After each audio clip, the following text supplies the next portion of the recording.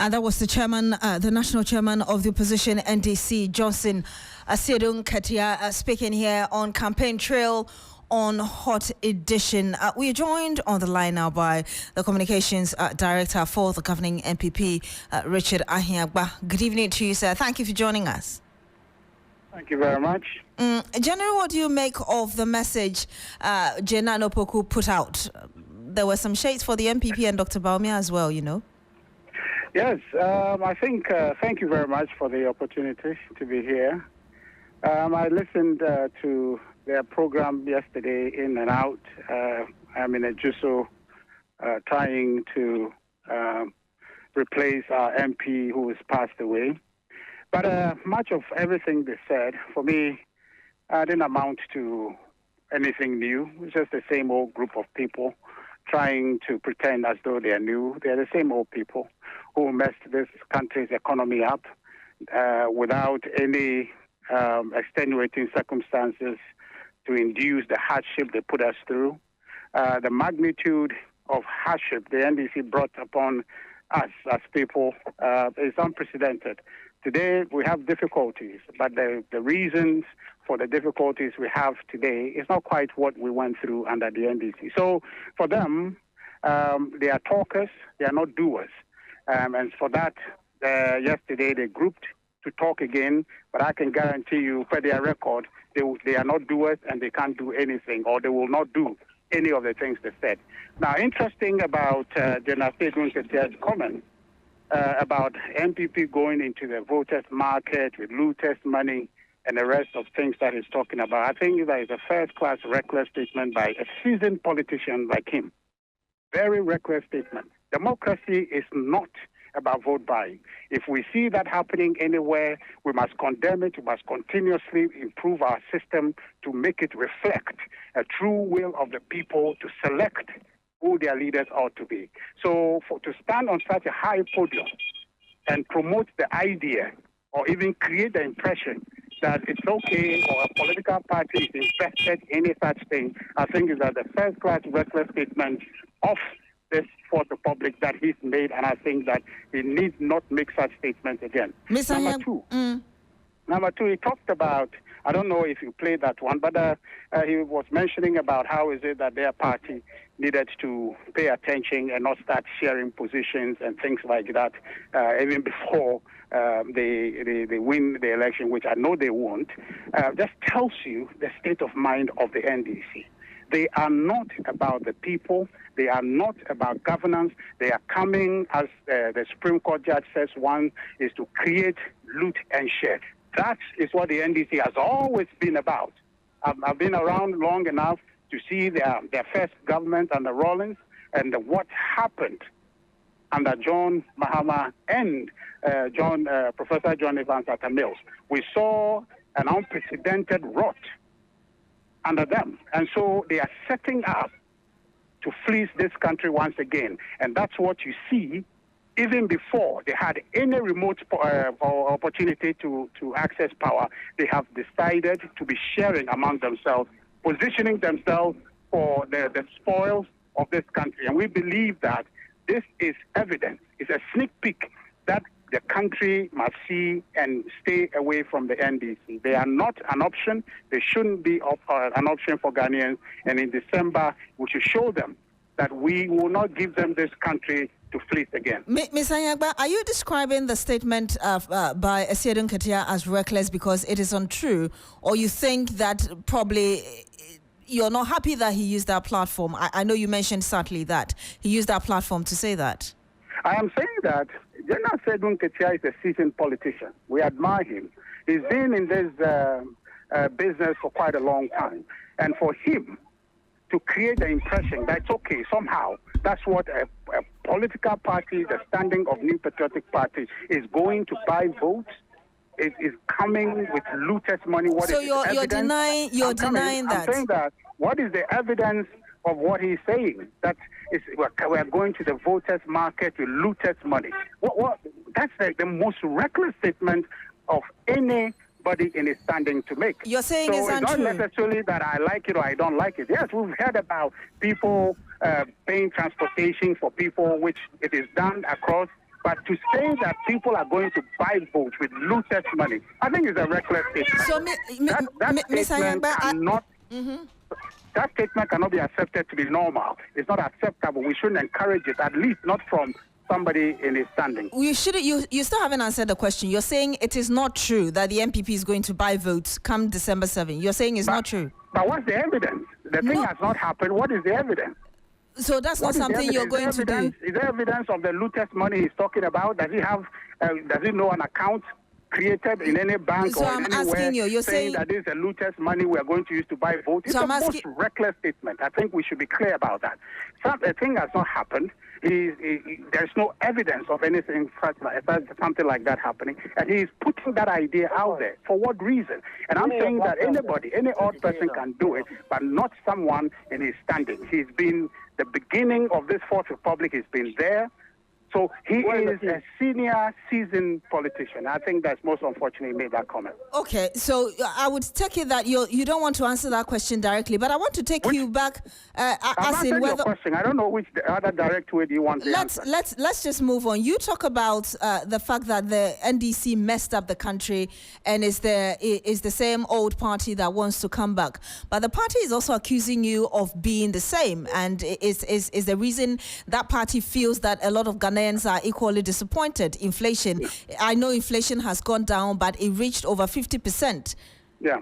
Yes, so you're saying that NDC messed up the economy, but currently Ghanaians are accusing you of doing the same thing, and is the reason they are even raising questions about Dr. Bawumia, who was preaching as the savior of the economy, and critics are asking how far did he save Ghana's economy?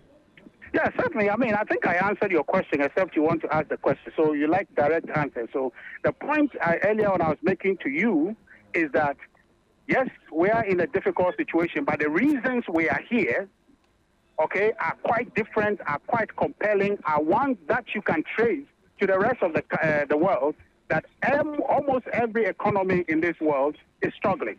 So if, in other words, if you're going to say that Ghana's economy is not doing well, you must as well say that the global economy is not doing well. The factors that are driving us here are global. They are such that there was nothing you could have done to stay the hand off the difficulties that we're in. Because before 2020, you knew and you are aware how this economy was performing, right? We're growing over a 3-year period, 7% on average. Inflation was down. We got inflation down to about 7.8 or so.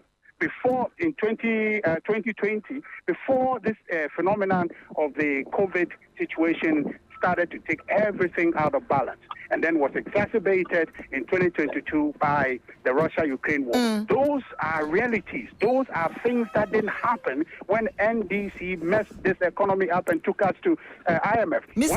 When they took over this economy, you know where the economy was in 2009, January, when the NDC took it over.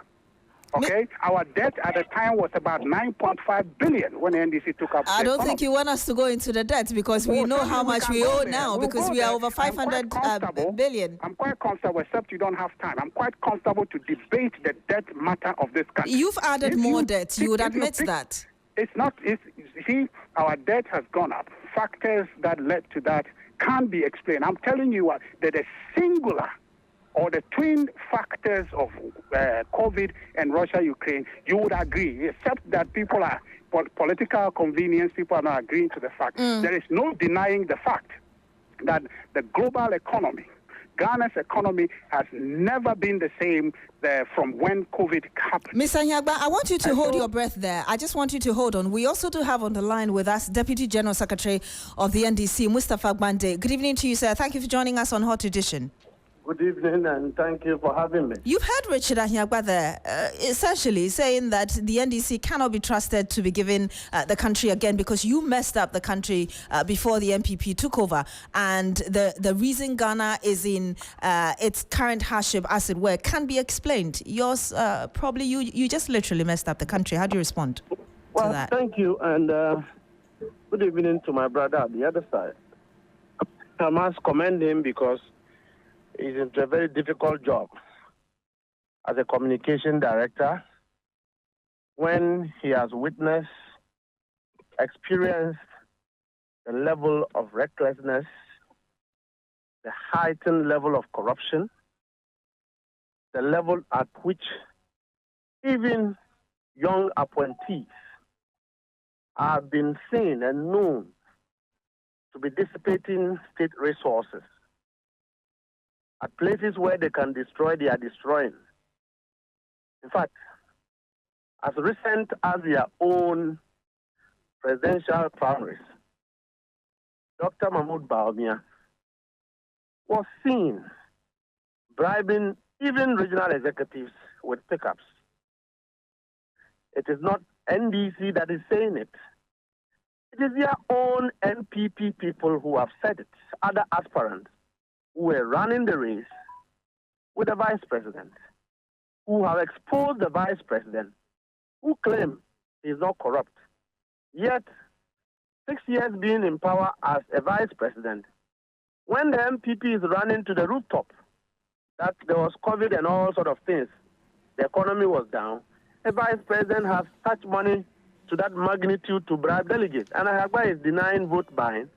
When we went to Afin North, what didn't we see? They were sharing well over 400 cities, 500 cities, 200 cities per voter. The people even composed a song that Yabeji Sikanadi, Yabetu Tiamo. The same thing is about to repeat in Ejiso. And he is denying vote buying. He is in a difficult situation where his government is corrupt, the president is corrupt. How many African presidents were renting private jets when COVID broke out? How many African presidents supervised his appointees to dissipate and steal COVID relief funds, misappropriate same, misapply? He can go and read the Auditor General's report, and he will see it right there. How many African presidents did that? We are not talking about natural phenomenon. We are talking about a president who is corrupt. We are talking about a president whose appointees are publicly corrupt. We know even the involvement of the current vice president, Dr. Mahmoud Bawumia, in the gold for oil scandal. We know, and he knows that we know it. What became of that deal? We are aware. And so when you come on radio and a communication director, you have to defend and to whitewash a party that have sunk so low, a government that is close to collapsing as a result of public perception of corruption. Every young person in this country knows that President Akufo-Addo, Dr. Bawumia's governance is the most corrupt government we have ever had. Mr. Gbande, Ms. Anyagba, I will let you respond to some of the allegations there. But Mr. Gbande, before Ms. Anyagba comes in to respond, won't you certainly admit, indeed, that the doomsday, for instance, under NDC was so massive, so many people lost their jobs. You won't even talk about those who claimed that some people died. The NPP also has the counter allegation, as it were, of going to an IMF when we didn't have COVID-19, or we didn't have COVID, and we didn't have a Russia-Ukraine war. We are comparing apple to mangoes. You are comparing a leadership. Doomsday came up as a result of population growth, energy consumption gap deficit, and we took responsibilities, stood with Ghanaians, and said there was doomsday, we admit, and that the situation was being resolved. In fact, a whole minister was sacked for failing to live by timelines until doomsday crisis was resolved. We handed over a country without doomsday. But then we are having on the other side a very dishonest group of people who are shamefully not admitting that even when they have touted that they have built a lot of factories and have not produced a single cent of energy, when they know that the population of Ghana have increased over the past 7 years, and that it is normal that we have energy issues, they are not admitting that we are in that situation. When even residents and the people of Ghana experience doomsday, A whole energy minister says he doesn't call it Dumso. Can you compare these two groups of people, which is honest and which is not honest? Mr. Agbande, it's about responsible governance. They have not demonstrated responsibility. They have not demonstrated seriousness. And same, they don't know how to resolve it. We are running out of time. Let me get a quick response from Richard Ahiagba. You've got about 30 seconds. Mr. Agbande talks about heightened tension. He talks about Dr. Bawumia, the running mate of the governing party, bribing. That's his allegation there. And emphasizes this honesty on the part of this government. How do you respond to it? Let me pick a few that I know I can talk about. My brother keeps talking about corruption. The only way you can measure corruption is through our processes in the courts, because our laws allow for presumption of innocence until found guilty. Now, how many NPP people can my brother Mustafa tell me have been tried for corruption and found guilty? If he can tell me any, I'll surrender. We'll do that in January 2025. The point I want to make to him, as we speak, where we stand in the record of this Fourth Republic, there is no other political party but the National Democratic Congress, whose officials, whose former ministers, whose former appointees, recently, my own sister, Sedinam Tamaklo, was found duly by our courts to have corrupted herself. In the earlier administrations of the NDC, you know about the story to do with Dr. Kwame Pepra, you know to do with Victor Solomon, you know to do with Honorable Dana Bodakwe. You know these people have been tried. That is the only point you can ever say with confidence that that person working is corrupt. What the NDC is doing is to hurl corruption at the NPP. You know this when you were in this country, in the 2008 election. The NDC sat on the rooftops and so NPP is corrupt, NPP is corrupt. They came to office on the back of corruption. NDC sat in power for 8 solid years. They didn't try anybody. Now Mustafa is telling me that 2025 will find out the same old playbook. The NDC is busy. They are specialists in talking. They can talk for you to think that the world is coming to an end. All they can do is talk. The NDC cannot produce anything in terms of development for this country. So I'm challenging Mustafa to say that when they are saying corruption, they have no evidence, proper evidence to say so. They said it the last time that the government was corrupt, Kufuor's government was corrupt, talk about many scandals. They came, they have not found a single human being guilty. What they are saying now, trying to besmirch the character and the good performance of this government, is the same old playbook to attack, dirty, and there's no evidence at the end of the day to say that this new patriotic government is corrupt. And we know this is their playbook, and we are determined to ensure that Ghanaians will know they know the NDC for who they are and not fall for their lie this time. And vote for Dr. Bawumia and the New Patriotic Party to continue to bring this economy back to the pre-COVID. I'm sorry, we'll have to end it here with you. But thank you very much, gentlemen, for joining us. You heard Richard Ahiagba. He's the Director of Communications for the NPP. Earlier, you also heard Deputy General Secretary of the NDC, Mustafa Agbande. Thank you for speaking to us both. And that's how we end Hot Edition here on 3FM. My name is Beatrice Edu. I did this with Alfred Okanse. Log on to 3news.com for more news. Have a good evening.